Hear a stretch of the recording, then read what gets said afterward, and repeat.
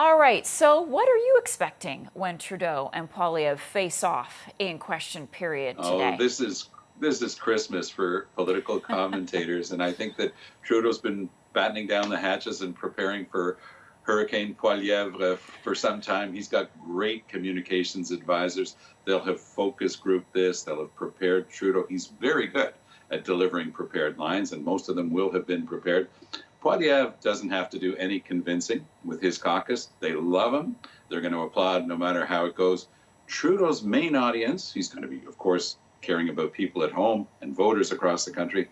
His main audience is right behind him, his caucus. They're going to be the most nervous ones. He's got to calm them down and let them know that he's got this, that he's able to handle Poilievre, and that's what this is going to be all about. There'll be commentary and analysis of all of this over the weekend and in the coming days, but this really is an exciting moment in Canadian politics. Freshly minted leader of the Conservative Party, showing tons of promise for his troops. And Trudeau, the seasoned veteran, heading into his 8th year in power this fall, trying to show his troops that he's still got what it takes to handle the whole situation. It's going to be fun to watch. Does it concern you at all that the intense level of partisanship could overshadow the issues at hand? That's why both of them have to be careful. Trudeau has to show respect. He can't try to take Poilievre from high above and talk down to him. He's got to be careful about that. Poilievre has to be careful not to be too Poilievre. He can't be too hot. If he comes in white hot and he winds up screaming, he's lost the debate. He's lost a lot of ground. So he's got to show that he has the stuff of a head of state. He's going to be the person who wants to head the Canadian government. He's got to show that he's prime ministerial. So he can't allow himself to go full bore as he did during the campaign, because he's not just talking to his faithful. He's talking to all Canadians now.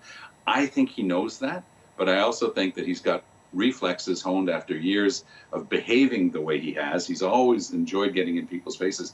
Even when they were in power, he'd be across, he became a junior minister, he was in charge of electoral reform. He behaved as if he was in opposition. He used to attack the opposition constantly. So it's a reflex with him, but he's going to have to calm that reflex and hone a slightly different approach if he wants to be able to attract other voters other than his faithful base. Right, and we don't want to turn off Canadians. Exactly. And, Pierre has the ability to do that. He can change his tone from strong to smarmy at the drop of a hat. So he's got to be able to reel that in. But I mentioned before that I know, because I've dealt with him, that Trudeau has tremendous communications advisors. And I'll tell you that the people who have been doing the communications for Poilievre, of course, it's first and foremost him, but he's had a very strong team very clearly around him. So they'll have been doing the same sort of thing. Be careful of your tone. Don't go over the top. Let your caucus react. Don't get too confident in yourself. Don't strut your stuff. That's sort of advice that he'll have been given. He won't have as many prepared lines because I do believe that instinctively he's a bit stronger in debate than Trudeau is. But Trudeau is exceptional at delivering a prepared line. Look for a couple of those in their exchanges today, Marcia. Okay, so let's do a bit of a fill in the blank, Tom. Pierre Poilievre wants to paint Trudeau as what? And what sort of picture does he want to paint of Pierre Poilievre? I think the Poilievre and the Conservatives are going to go on a question of competence. They're not going to go for the highfalutin theoretical stuff that they went through during the campaign. He's already won that battle. He's won the leadership.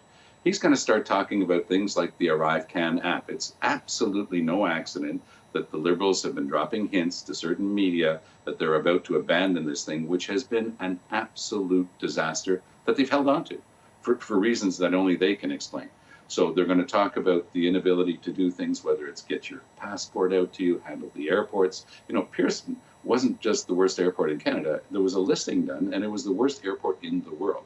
Well, sorry, aeronautics, the air travel in this country and around the world, that's first and foremost federal responsibility. There are local authorities, but it's federal responsibility. So I think that that's the rich vein to be mined by Pierre Poilievre. He's going to go after that and say, you guys, everything else aside, you're lousy administrators. We promise a good government.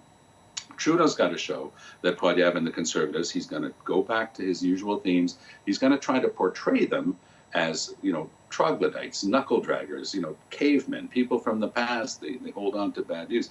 But Poilievre is pro-choice. His deputy leader of the party sitting right beside him in the House is someone who is openly gay. It's a completely new Conservative party that Poilievre has an ascendancy over.